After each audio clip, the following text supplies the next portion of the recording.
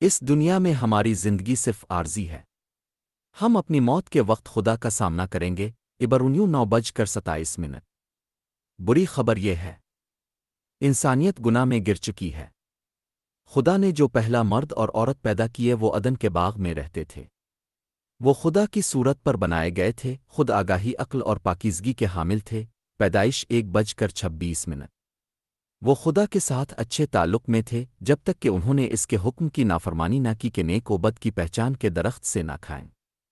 ان کی نافرمانی کے سبب دنیا پر لعنت آئی اور گناہ انسانیت میں داخل ہوا۔ پیدائش 3۔ اس کے بعد پیدا ہونے والا ہر شخص گناہ اور ٹوٹی ہوئی فطرت کا وارث ہوا۔ رومیو 5:12۔ خدا کا کلام اعلان کرتا ہے کہ سب نے گناہ کیا ہے اور خدا کے جلال سے محروم ہیں۔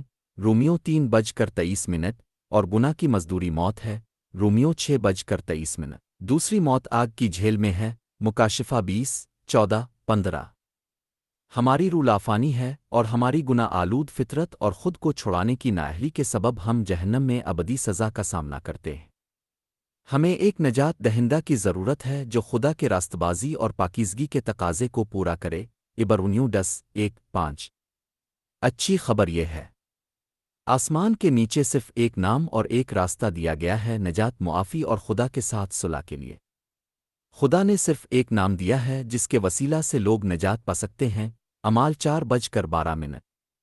یسوع کے نام پر ہر گھٹنا جھکے گا اور ہر زبان اقرار کرے گی کہ وہ خداوند ہے۔ فلپیوں 2:10-11۔ وہ راستہ، سچائی اور زندگی ہے۔ وہ انسانیت کا وعدہ شدہ نجات دہندہ ہے، خدا کا اکلوتا بیٹا، ابدی اور سب چیزوں کا خالق۔ خدا کا بیٹا انسان کے بیٹے کے طور پر ظاہر ہوا، اوتار، صلیب پر مرنے کے لیے، موت اور دوبارہ جی اٹھنے کے لیے، قیامت۔ اس کا جسم پیش کیا گیا اور صلیب پر اس کا بے داغ خون بہایا گیا، نجات، معافی اور خدا کے ساتھ صلح کے لیے ایک بار کا کفارہ۔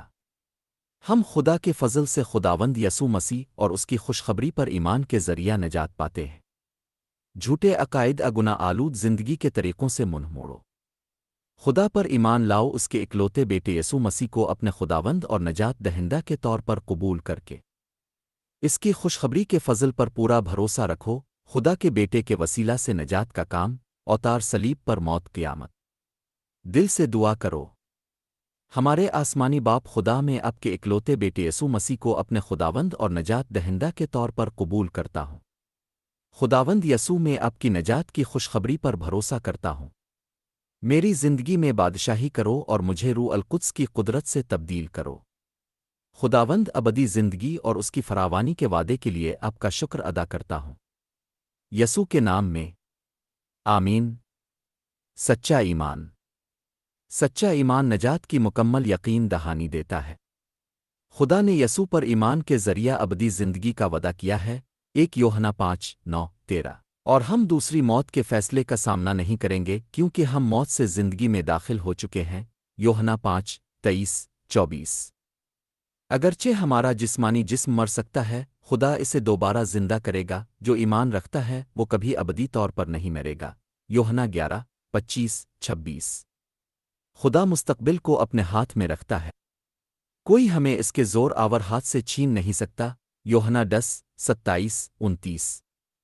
کوئی چیز ہمیں مسیح یسوع میں خدا کی محبت سے جدا نہیں کر سکتی۔ رومیو 8:35-39۔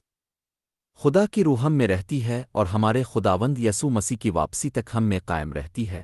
افسیوں 1:13-14۔ خدا کی مرضی اب کے لیے اس کے فرزند اور مسیحی کے طور پر باپ، بیٹے اور روح القدس کے نام میں پانی میں ڈبو کر بپتسمہ لو۔ متی 28:19۔ ہمارے خداوند یسوع مسیح کے فضل اور علم میں بڑھو۔ اپنے ایمان اور خدا کی محبت کے ثبوت کے طور پر اس میں اور اس کے کلام میں قائم رہو۔ یوحنا 15:5-7-10۔ دعا کرو۔ متی 6:6-7۔ بائبل سے سیکھو۔ متی 11:28-30۔ یوحنا 17:17۔ اور دوسرے مسیحیوں کے ساتھ رفاقت کرو جو روح اور سچائی میں خدا کی عبادت کرتے ہیں۔ یوحنا 4:23-24۔